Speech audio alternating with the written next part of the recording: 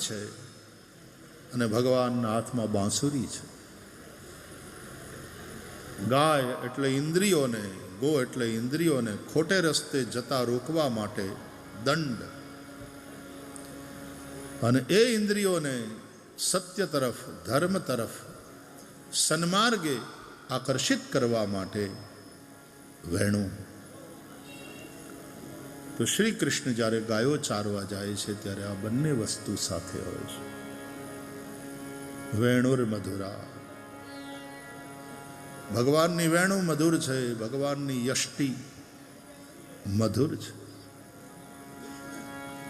આપણે ત્યાં વેદોમાં એવા મંત્રો છે, મધુવાતારતાયતે મધુક્ષરંતિ સિંધવઃ. આખા આ જે મંત્રો છે ને એનો અદ્ભુત સંદેશ છે. ક્યારેક એની ચર્ચા કરીશું, ભગવાન કરાવશે. મધુવાતારતાયતે, હરિતાયતે મતલબ રીતનું પાલન કરનારાઓ માટે મધુર વાયુ વાય છે.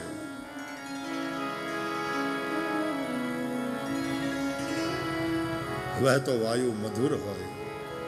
હરિતાયતે, રીતનું પાલન. રીત એટલે કુદરતના શાશ્વત નિયમો. રીત અને સત્ય બે વસ્તુ છે.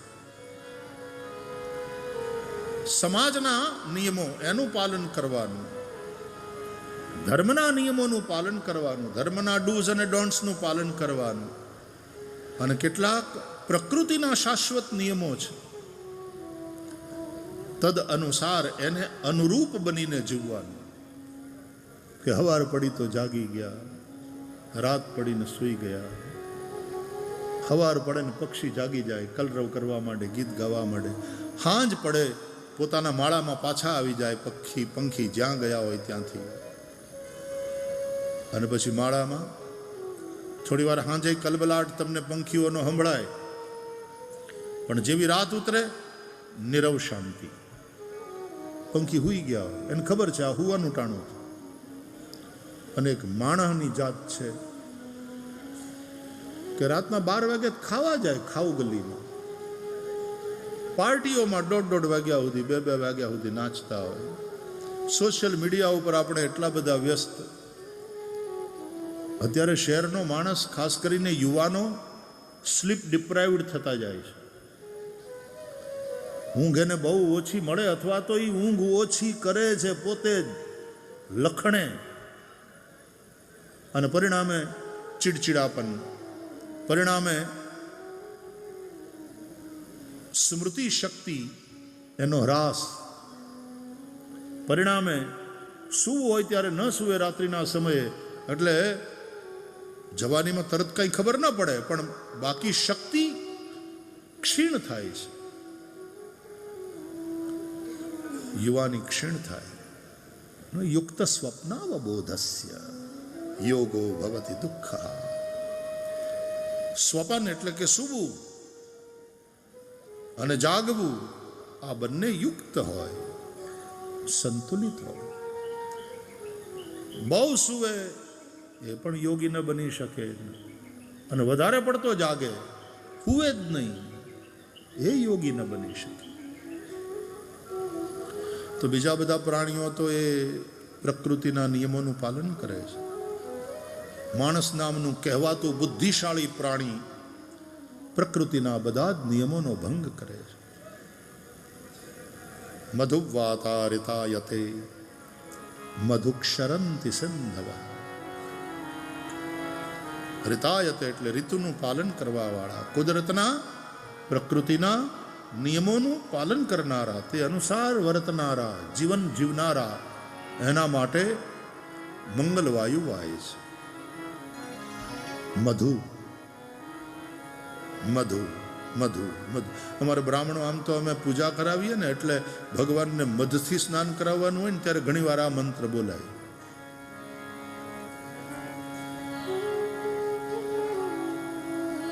માધ્વીર ગાવો ભવંતુ નઃ મધુનક્તમુતો ખસો મધુમત પાર્થિવ ગું રજઃ મધુદ્યૌ રસ્તુ નઃ પિતા.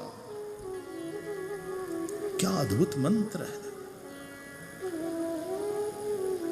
વેદો ખિલો ધર્મ મૂલમ. વેદ જ જો નહીં રહે તો ધર્મ કેવી રીતે રહેશે? અને તેથી આપણા સનાતન હિન્દુ ધર્મમાં વેદનું અત્યંત મહત્વ છે. વેદ ભગવાન છે, ભગવાનની વાણી અને ભગવાન એક જ છે. જેમ ભાગવત ભગવાનનું વાંગ્મય સ્વરૂપ છે, વેદો ભગવાનનું નિશ્વસિત છે એવું કહે છે શાસ્ત્ર. વેદો ખિલો ધર્મ મૂલમ, એટલે વેદ બચશે તો ધર્મ બચશે. ગઈકાલે ધર્મસભામાં મલુક પીઠાધીશ્વર પૂજ્ય રાજેન્દ્રદાસજી મહારાજે જે વાતો કરી કે ગાય, બ્રાહ્મણ અને અગ્નિ એ એક જ ગોત્રના છે, એનો ક્યારેય નિરાદર ન કરવો. એને પગથી સ્પર્શ કરનાર પણ મહાન પાપ કરે છે.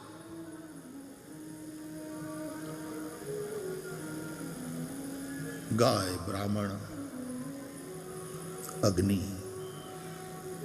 મુખાદ અગ્નિ રજાયત બ્રાહ્મણોસ્ય મુખમાસીત, આ વેદ જ કહે છે. અને તેથી બ્રાહ્મણને અને અગ્નિને સંબંધ છે. અગ્નિની અંદર પ્રકાશિકા શક્તિ છે. એમ બ્રાહ્મણો ઋષિઓ તમને એનલાઇટન કરે, જ્ઞાનનો પ્રકાશ ફેલાવે. પણ અગ્નિમાં દાહિકા શક્તિ પણ છે.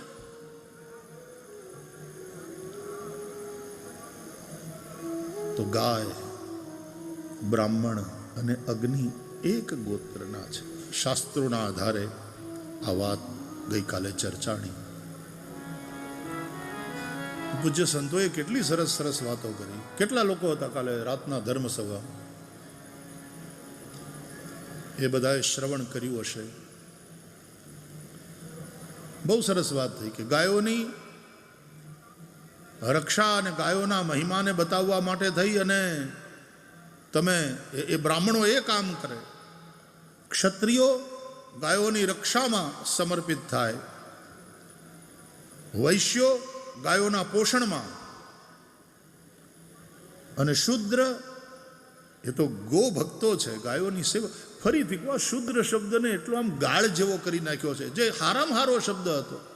જેમ અત્યારે આપણે પ્રેમ શબ્દને અભડાવી માર્યો છે ને. દૂધની કોથળી લેવા જાય ને પ્રેમમાં પડીને આવે. હવે એને પ્રેમ થોડો એ વિજાતી આકર્ષણ છે. પ્રેમ તો પરમાત્માનું સ્વરૂપ છે. લવ ઇઝ ગોડ એવું કહેવાય. ગોડ ઇઝ લવ. પ્રેમ તો પરમાત્મા સુધી પહોંચાડી દેનારી વસ્તુ છે. હા, પ્રેમ તે પ્રગટ હોય મેં જાના, હરિવ્યાપક સર્વત્ર સમાના, પ્રેમ તે પ્રગટ હોય મેં જાના. અગ જગમય સબ રહિત બિરાગી, પ્રેમ તે પ્રભુ પ્રગટય જીમી આગી. મીરાબાઈ કહે છે, પ્રભુ આવત પ્રેમ કે મોલ, कोई कहे सस्ता कोई कहे महंगा, मैंने लीनो तराजू तोल मायरी, मैंने लीनो गोविंद मोल. मफत नहीं મળ્યો, मूल्य चुकाया. कौन सा मूल्य चुकाया? बोले प्रेम का. तो प्रेम આવી વસ્તુ છે. પણ આપણે પ્રેમ શબ્દને આજે અભડાવી મૂક્યો છે. એમ શુદ્ર શબ્દને આપણે આમ ગાળ જેવો કરી નાખ્યો. એને અસ્પૃશ્ય માનીને, એને આઘા અડસેલીને, એને ધક્કા મારીને. વેદોએ આવું નથી કહ્યું. જે વિરાટના સમાજના ચરણ છે એને તમે અસ્પૃશ્ય કેમ ગણો? જે વિરાટ નારાયણના ચરણ છે. ચરણ હાજા હોય, પગ હાજા હોય, ગુડા હાજા હોય, ત્યાં સુધી તમારું જીવન હરખી રીતે ચાલશે.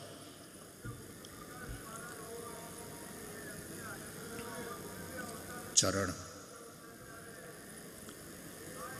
તો એ ગાયોની સેવા કરવામાં, પોતાની જે ક્રિયાશક્તિ છે એને ગો સેવામાં વાપરે. વૈશ્યો ધન સમૃદ્ધ ખેતીવાડી અને એના દ્વારા એ ગાયોનું પોષણ કરે. ક્ષત્રિયો એની પાસે બલ સમૃદ્ધિ છે, એ ગાયોની રક્ષા. ગૌ બ્રાહ્મણ પ્રતિપાલક ગણાતા હતા ક્ષત્રિયો. બ્રાહ્મણોની, આવા ગુરુઓની જે જ્ઞાનીઓ છે, જે જીવનનો કલ્યાણનો રસ્તો બતાવે, એની રક્ષા, ગાયોની રક્ષા ક્ષત્રિયો પોતાનું બળ એમાં વાપરે અને બ્રાહ્મણો ધર્મ, ગાયો એનું મહત્વ સમજાવે.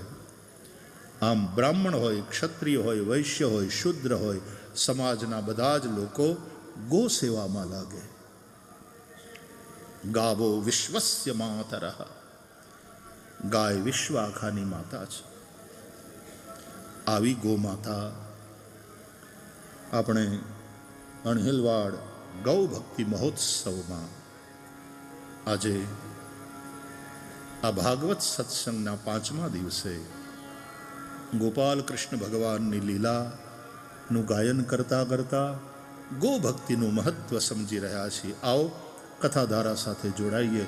એ પહેલા થોડી વાર ભગવાન નામ.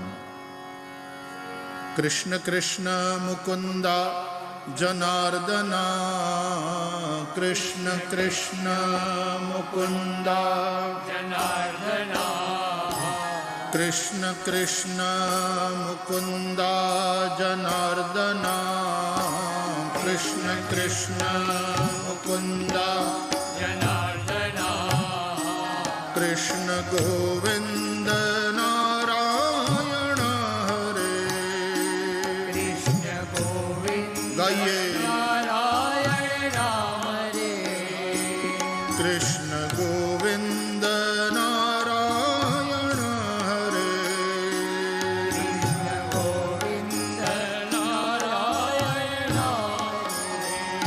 ઓ કૃષ્ણ કૃષ્ણ મુકુંદા જનાર્દના, કૃષ્ણ કૃષ્ણ ગોવિંદા જનાર્દના, હે કૃષ્ણ કૃષ્ણ મુકુંદા જનાર્દના, કૃષ્ણ કૃષ્ણ મુકુંદા જનાર્દના, કૃષ્ણ ગોવિંદ નારાયણ હરે, કૃષ્ણ ગોવિંદ નારાયણ હરે, કૃષ્ણ ગોવિંદ નારાયણ હરે,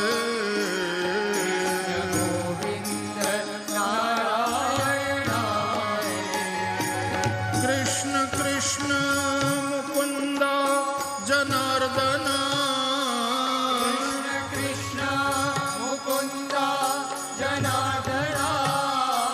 કૃષ્ણ કૃષ્ણ મુકુંદા જનાર્દના, કૃષ્ણ મુકુંદા જનાર્દના, કૃષ્ણ ગોવિંદ નારાયણ હરે, કૃષ્ણ ગોવિંદ નારાયણ હરે, હે કૃષ્ણ ગોવિંદ નારાયણ હરે, કૃષ્ણ ગોવિંદ નારાયણ હરે. ઓ કૃષ્ણ કૃષ્ણ મુકુંદા જનાર્દના, કૃષ્ણ કૃષ્ણ મુકુંદા જનાર્દના, કૃષ્ણ કૃષ્ણ મુકુંદા જનાર્દના,